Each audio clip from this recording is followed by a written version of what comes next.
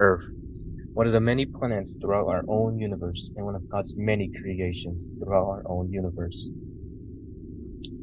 On Earth lives a society of beings who proudly call themselves humans. They are curious, friendly, and smart creatures.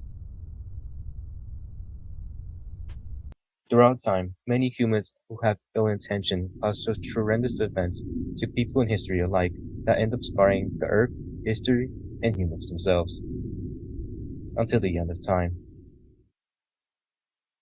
Sometimes I wonder about what's beyond our galaxy and the possibilities of what the universe regrets making with its own creation.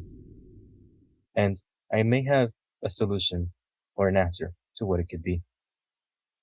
And surprisingly, it has a name. That name is Animo Pat Brown Charter High School.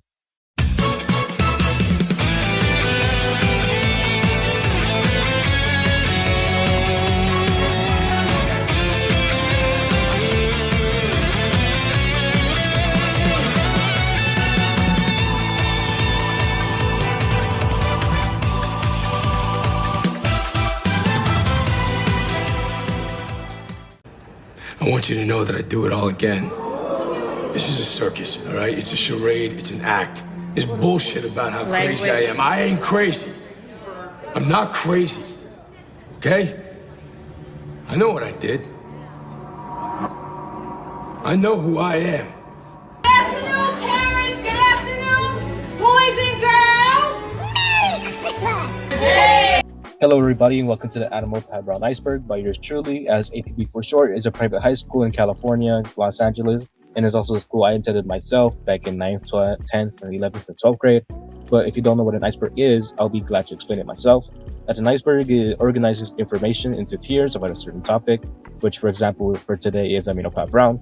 And the most known information is on the high list of the tiers, and the lower it becomes less known, less spooky you could say.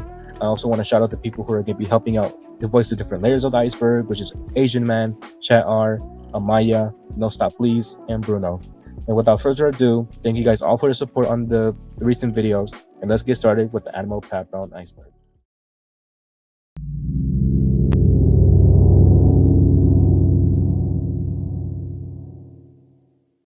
Go Guardian. Go Guardian is an educational software tool designed for students K from 12, which blocks any sensitive content, websites, and providing safety. Many teachers, of course, use this software to make students do their work, which sometimes they don't want to do, or just distract with YouTube or whatever game they're playing. And teachers can activate this when they want to during class, mainly on Chromebooks. Chromebooks are these computers that the schools buys that they can hack and modify so students can, be blocked by Go Guardian, which a lot of students hate. I understand that, but you gotta make students do their work somehow. iReady. iReady is an online program that helps students with their math, and depending on their grade or knowledge of math, they can match you with, whatever level you're at.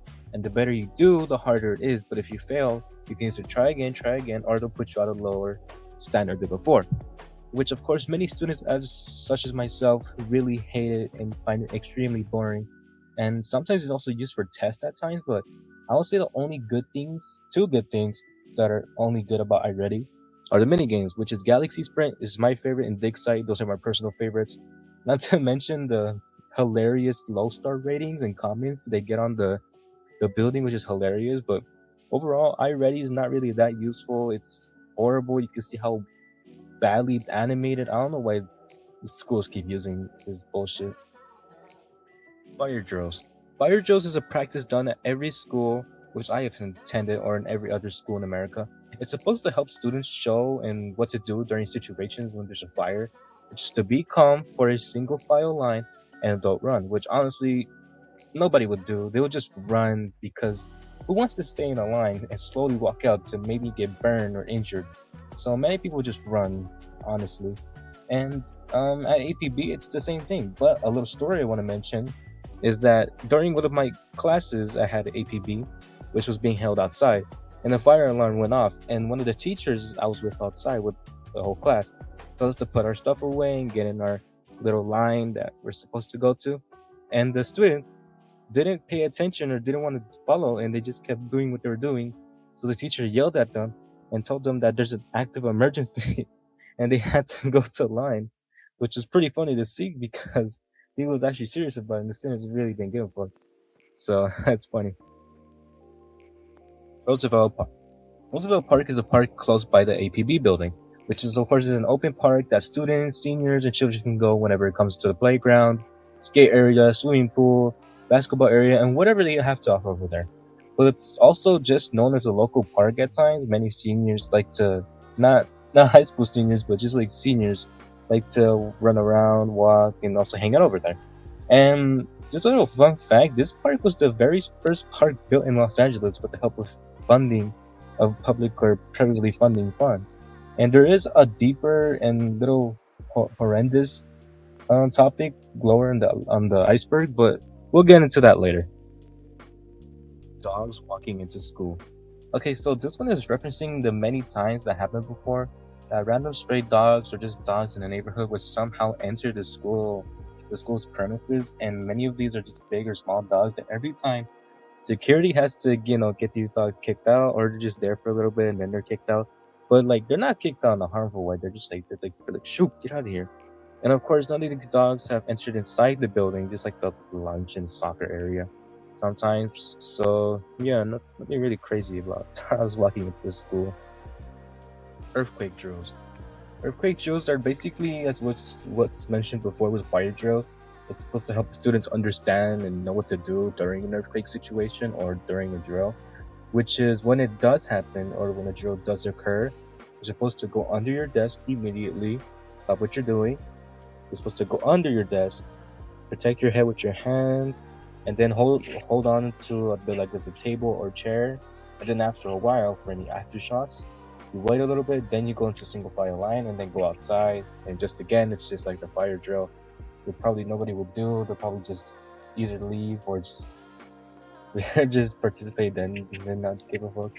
But another story I want to mention is that during one of these drills, we were practicing, and a student refused to participate, and the teacher kept telling him over and over, "Can you please participate with us?" And he didn't want to. And then after we were going outside, I just saw the teacher immediately rush over to him, asking him why he didn't want to do it, and I'm pretty sure he got in trouble after that. Read 180.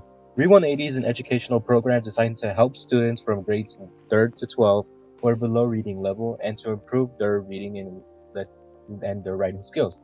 With the online program, and of course, I had this for a while myself, as it was not that fun, but it was still at least something to do. And it's also used for RI testing, which is basically part of the test we're supposed to do, which is supposed to test your reading levels.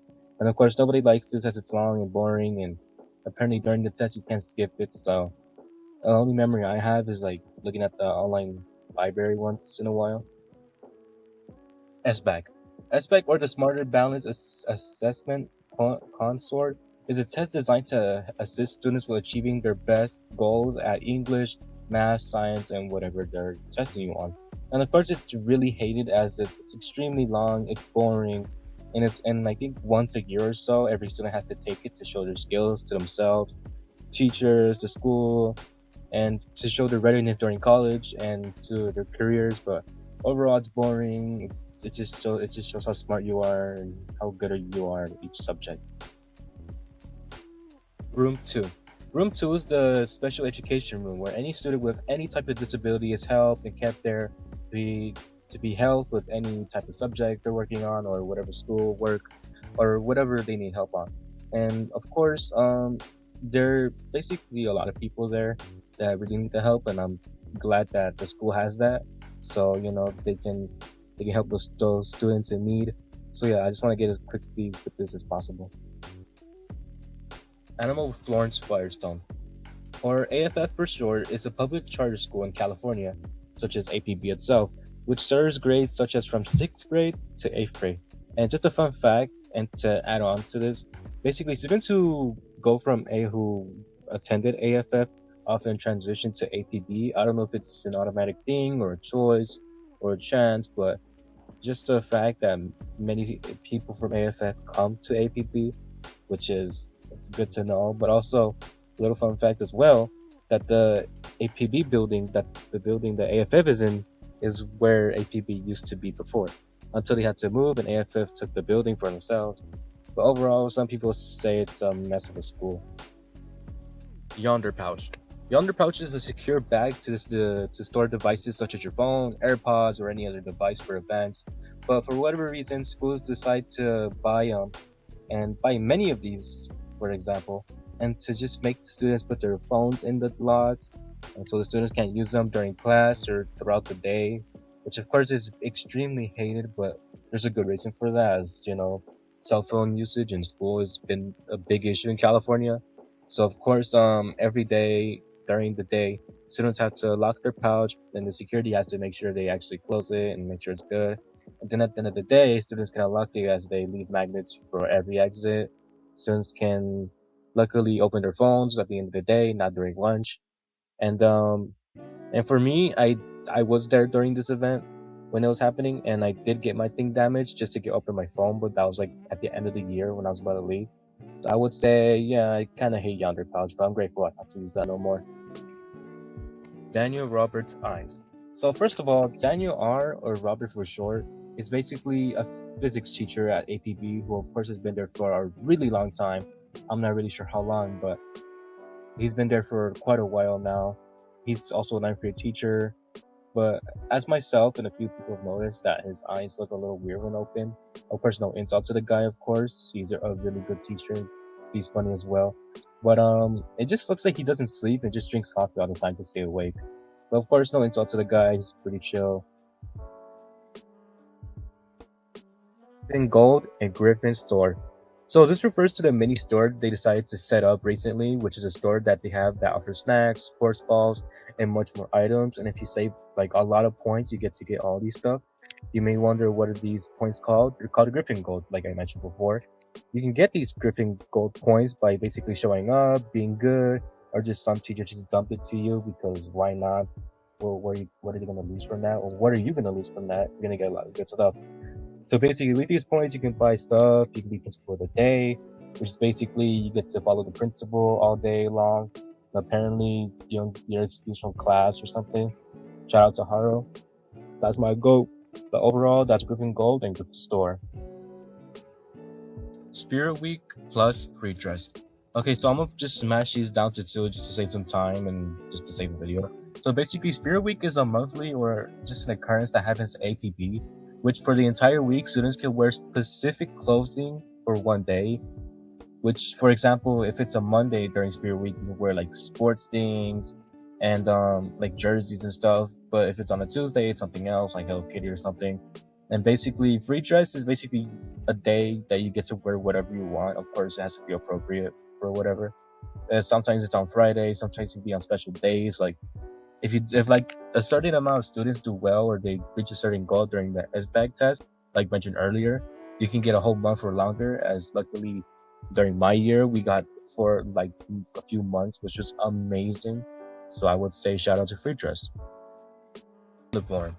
So basically at APB, of course, we have to wear uniforms, which is a black polo t-shirt or any shirt that the school has or like has a list of that you can wear. And of course, if you want to buy these official school polo shirts, it costs like $30 or more. I don't know how much they cost now. Of course, you have to wear like brown, black, or gray pants. It can't be a different color, or else they'll tell you to like bring another pants, or they'll make you pay for another one, or just let you borrow some pants. And also, they have some special sweaters as well, which I still use. Only use one. I threw some of them away, but overall, for some seniors, they do get special type of sweaters, which is really cool, but I wasn't able to get it. Maybe mainly because I didn't want to get it. Griffin Games. So basically, Griffin Games is an event students that basically for student council, we'll get onto that later. That is an event that they host or the school hosts that students are kind of forced to do to win points to show that you're better from any class. And of course, there's a ranking system to this. Like each grade has their own, first. So ninth grade, there's like different places. So basically, these games can be somewhat fun or boring or just not that good. Of course, some of these games, personally myself, are fun. Some of them are just boring as well. And of course, student council right now is worse, in my opinion. Really, the 6-7 stuff, man. 6-7. But overall, if the students do win, whoever gets first place do gains a trophy, and you can just flex it. But every time there's a new one, they fight for it, and if the person who won the trophy loses, they have to give it up to the other person until they win again. They can keep it, and the cycle goes on. Office hours. So basically, office hours is hours that teachers offer for students, basically on specific days, which they stay there for a few hours. When after classes are done for the day and after school starts, many teachers offer to stay there for a little bit to see if any students need help, redo a test, take something that they missed during the day off or they were absent for. And of course, some teachers also offer extra credit during after school. Of course, during my year, I needed extra credit, so I decided to ask one of the female teachers, and she told me she can help if I can help with something, and I did it. I got extra credit, I got a good grade, and I would say yeah, which was very helpful. And I would say office hours is a great invention. Carl Bio. Carl Bio is a staff member at ATP, which originally, when he first came there, he was a Spanish teacher. He was well known as that. But after a few years of being there, he was promoted to a principal assistant, which I'm really proud of him for that, as he's a really good guy. He's extremely nice. He's really cool. And what I see him do as assistant principal is basically just like what looks around at the lunch area when students are there, making sure they're doing good, they're safe, and not doing anything bad for any students. He also greets other students, and he's really cool. And I really appreciate Carabao being there as an assistant principal. And that is it for layer 1 of the Animo Background Iceberg. I really appreciate you guys watching this video to the end. Part 2 or layer 2 should come out in late January or early February when I can, since it's college and stuff. But either way, thank you for watching. I'm Pro Fortnite Gamer here. Subscribe if you have not, and thank you so much for watching. She's a gold digger miner, 69er, but making up for it when I'm doing it behind her. When I look into her eyes, it's a reminder that all I see is